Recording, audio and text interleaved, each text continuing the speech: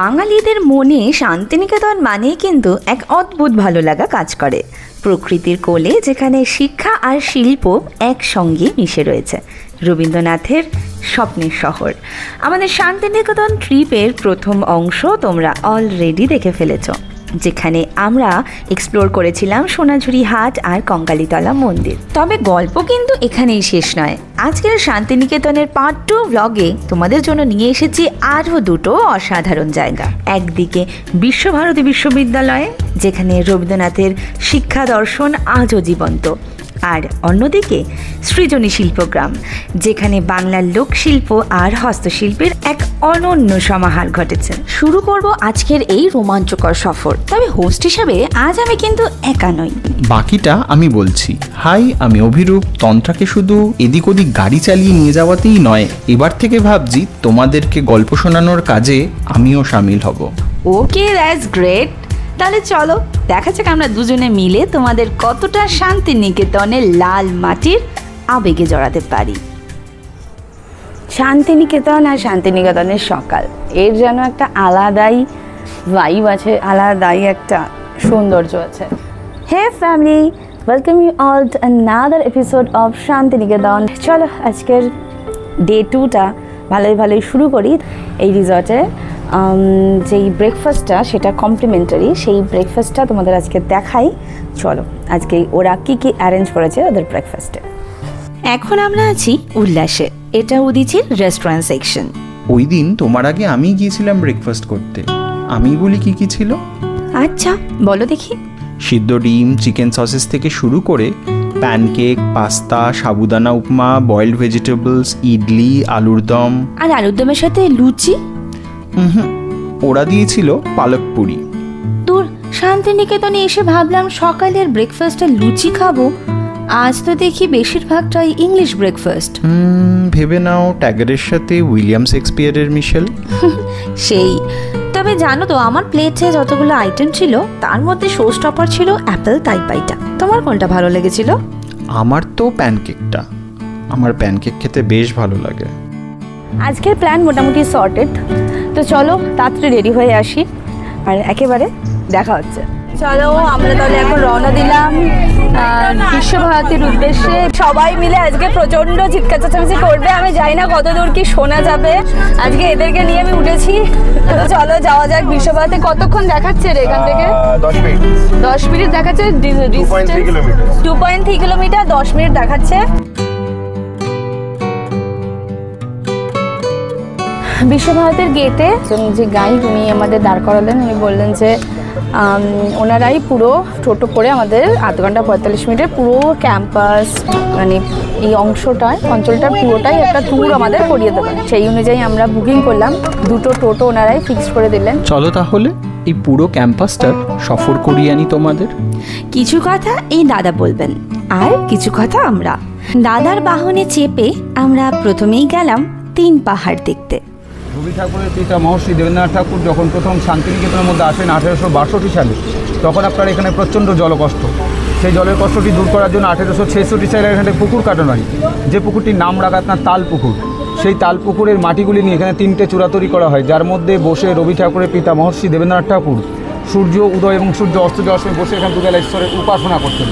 পরবর্তীকালে কবিগুরু রবি ঠাকুর যখন 11 বছর 7 মাস বয়সে প্রথম শান্তিনিকেতন বেড়াতে আসেন পিতার সঙ্গে, ঠিক এখান থেকে 3 কিলোমিটার ধরে একটা সোনাঝুরি বলে হাট হয়। সেই সোনাঝুরির তীর থেকে 3টি নুড়ি পাথর, একটি বটবৃক্ষ, চার নিচে কবিগুরু রবি ঠাকুর নিজের হাতে বসানোর পর কবিগুরু রবি ঠাকুর এই গাছের গোড়ায় বসে একটা হাট কবিতা স্টার্ট করে দেন, যে কবিতা আমাদের ক্লাস 2 সহজ পাঠ বই দেওয়া।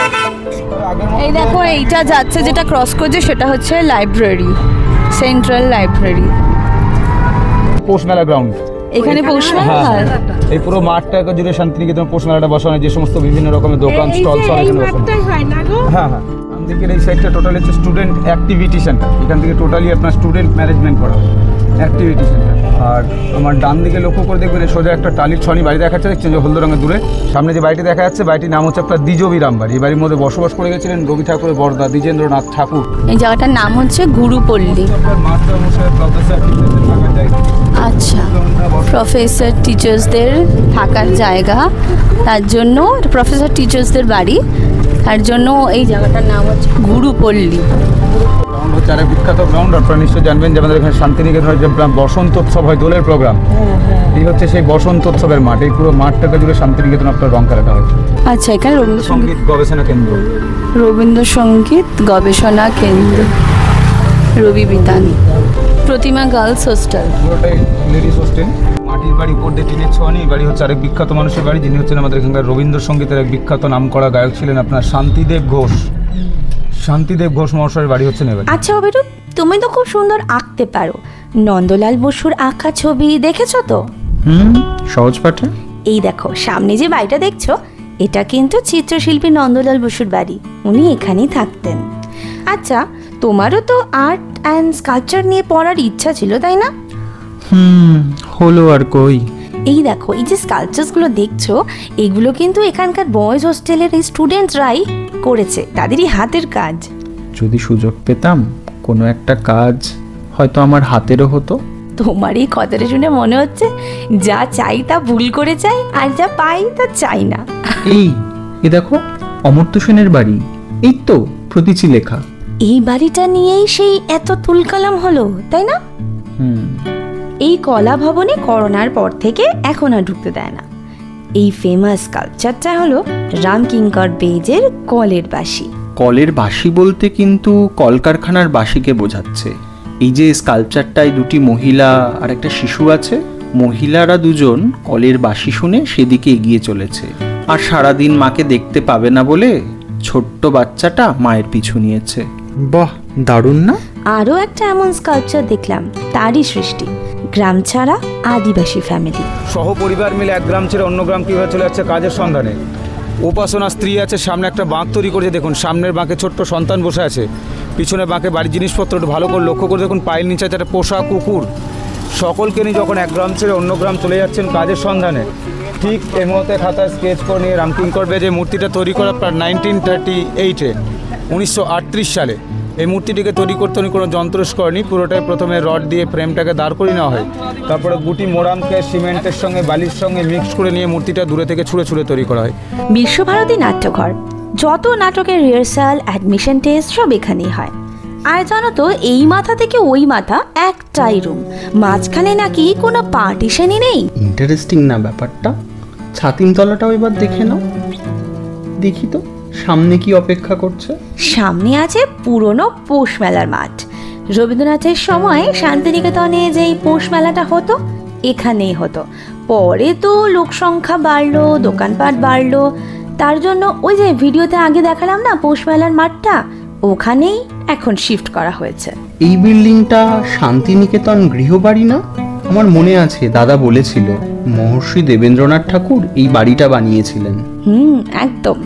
জানো তো, এই পুরো ক্যাম্পাসে যদি আমাকে জিজ্ঞাসা করো আমার প্রিয় জায়গাটা কোনটা, তবে আমি বলবো উপাসনা গৃহ। রং বেরঙের বেলজিয়াম কাজ, কি সুন্দর দেখতে লাগে।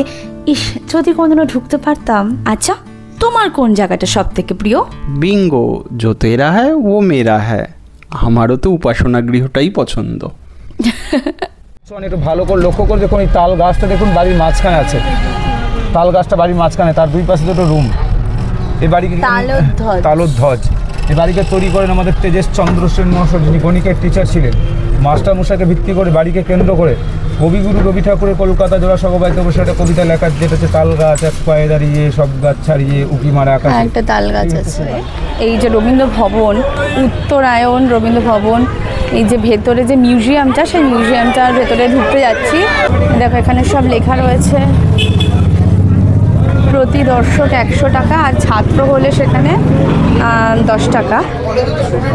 বিকাল 4:30 বন্ধ হয়ে যায়। এন্ট্রি ফিজ লেখা রয়েছে। ফরেন ন্যাশনালের জন্য এখানে 500, আর আদার কান্ট্রিজের জন্য 100।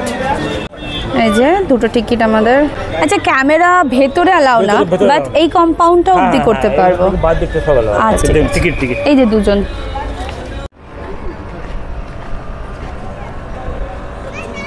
পুরো মিউজিয়ামটা দেখে বেরোলাম।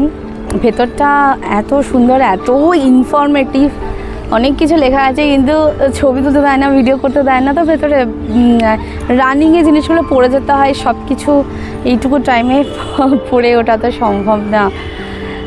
মনে হলো যেন একটু ফটো তুলতে দিলে অ্যাটলিস্ট ভালো হতো। অ্যাটলিস্ট পরে ইনফরমেশনগুলো আমরা পড়তে পারতাম পুরোটা। যাই হোক, খুব ভালো লাগলো, মনে হলো যেন ফেল্ট লাইক মেডিটেশন। বাইরে বেরোলাম আর মানে সব কিছু যেন ঠান্ডা হয়ে গেলো চারদিকটা। It's very nice experience. তোমরা এখানে আসলে অবশ্যই মিউজিয়ামটা কিন্তু ঘুরে যাবে। এবার আসলাম আজকের দ্বিতীয় এবং শেষ ঠিকানা, সৃজনী শিল্পগ্রাম। তবে ঢোকার আগে একটু গলা ভিজিয়ে নিই আখের রস দিয়ে। তাহলে আমি ততক্ষণে সবার টিকিটটা কাটি। এই কত কি লাগছে গো? এই তো বড়দের 30 টাকা, আর 5 থেকে 12 বছরের বাচ্চাদের 10 টাকা, আর স্টুডেন্ট হলে 10 টাকা। আচ্ছা, তাহলে চলো একটা বাউল গান শুনতে শুনতে ভেতরটা ঘুরে দেখি। তুমি তো আগে এখানে এসেছো। হ্যাঁ, এই জায়গাটা আমার বেশ লাগে। প্রতিটা ঘর আলাদা আলাদা রাজ্যের গল্প বলে। প্রথমেই না, এই দেখো উড়িষ্যা দিয়ে শুরু। এই তোমার মনে আছে আমরা পুরীতে রঘুরাজপুর হস্তশিল্প গ্রামে গিয়ে এই রকমই বাড়ি দেখেছিলাম, রং বেরঙের আঁকা ঘরের দেওয়ালে। একটা কাজ করো, লিঙ্কটা আই বাটনে দিয়ে দাও, কারুর দেখার ইচ্ছা হলে সে দেখে নিতে পারবে। আচ্ছা দেব। এবার তাহলে আমরা বাকি বাড়িগুলো দেখতে থাকি। এই বাড়িটা সিকিমের, এইটা হলো বিহারের। বাড়ির দেওয়ালের কাজগুলো কি দারুণ। এই বাড়িটা আসামের, আর এটা ঝাড়খণ্ডের। এই স্টেটগুলো ঘুরেছো? না গো, আমি এখনো আসাম যাইনি। আর ওই নর্থ ইস্টের পোর্শনটা, ওটা আমার ঠিক ঘোরা নেই। ওকে দেন, নর্থ ইস্ট ইন্ডিয়াটা আমরা আমাদের বাকেট লিস্টে রাখছি। আচ্ছা, কথা বলতে বলতে মিস করো না যেন। মণিপুর, ত্রিপুরা, আন্দামানের পর এটা হলো নিকোবরের। প্রত্যেকটা বাড়ি কত সুন্দরভাবে তৈরি করা। এটাই ইনক্রেডিবল ইন্ডিয়া। এই দেখো ভয় দেখাচ্ছে। ভয় পেয়েছো?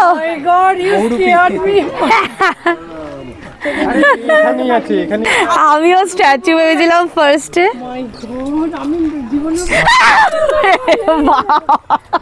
ভিডিও তো ভিডিও না দিলে ভালো লাগবে না। এই বাবা, কি পোজ।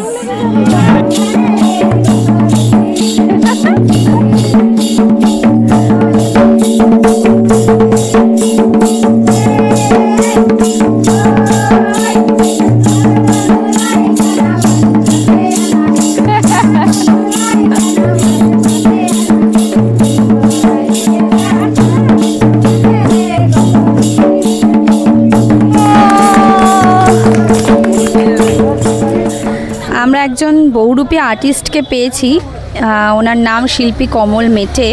শান্তিনিকেতনেই ওনার বাড়ি। শান্তিনিকেতনেই বাড়ি। আপনি কতদিন ধরে আপনাকে দেখলাম, আপনি ভূত সেজে সবাইকে ভয় দেখাচ্ছিলেন। আমি করছি 11 বছর বয়স থেকে। 11 বছর? হ্যাঁ, 11 বছর বয়স থেকে। তা আমার দাদুরা করতো গ্রামে গ্রামে। আচ্ছা। গ্রামে গ্রামে 7 দিন করে দেখাতো, তারপর দিন একদিন গয়লানি সাইতো, তারপর চাল টাল তুলতো, বুঝলেন তো। আচ্ছা। আর 11 বছর থেকে হয়ে গেল। আমি বহু জায়গায় গিয়েছি, দিল্লি ফিল্লি, আসাম টাসাম, লাগান, আরব, সিকিম, নেপাল, বুঝলেন তো, বহু জায়গা ঘুরেছি। আচ্ছা। আর আমি বোলপুর শান্তিনিকেতনের মধ্যে থাকি। তো আচ্ছা, আপনি কি শুধু এই ভূতের সাজেন না আরো অনেক কিছু? আমি ভূত পেরে নিয়েই থাকি। আমি শুধু ভূত নিয়েই থাকি, কেন আমি অন্য কিছু সেজে দেখেছি। আমি ঠাকুরের নিন্দে করবো না। আমি রথের সময় ঠাকুর সাজিয়ে কিন্তু সবাই পয়সা দেয় না। আচ্ছা। আর যখনই ভূত প্রেত সাজি না, তখনই কিন্তু লোকে লাইন দিয়ে দেয়। আচ্ছা আচ্ছা, নতুন একটা সিনেমা বেরিয়েছে বহুরূপীর, আপনি দেখেছেন? বইটা দেখিনি, আমি দেখবো। দেখবেন, আপনি অবশ্যই দেখবেন। আপনাদের নিয়েই সিনেমাটা তৈরি, খুবই ভালো। আপনার সাথে পরিচয় হয়ে ভালো লাগলো। ওকে, আসছি। ওখান থেকে এবার আবার আমরা আসলাম সোনাঝুরি হাটে। আর সোনাঝুরি হাট কালকে যতটুকু কেনাকাটা হয়েছিল তার বাকি কেনাকাটা আজকে শেষ করব। অনেক খুঁজে এরকম কাঠের একটা মাছের আমি হার নিলাম, বেশ সুন্দর আর খুব ইউনিক, এনার কাছেই পেলাম। আমরা এসে পৌঁছালাম হাপার সেই হাইওয়ে মির্চিতে। বোলপুর থেকে বেরিয়ে বেশ কিছুক্ষণের জার্নি গাড়িতে, একেবারে ডিনারটা করছি, তারপরে এই ভিডিওটা এন্ড করব। আমাদেরও খাওয়া মোটামুটি ডান, আর খুব ভালো এখানকার খাবারের কোয়ালিটি, সব ভেজ।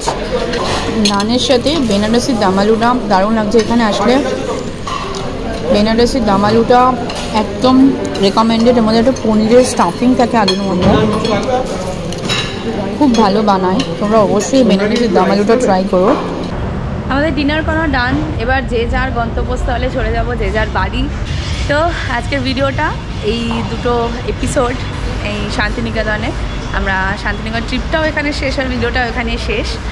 দেখা যাবে পরের ভিডিওতে নতুন ডেস্টিনেশনে। Till then do like, comment, share and subscribe the channel. By.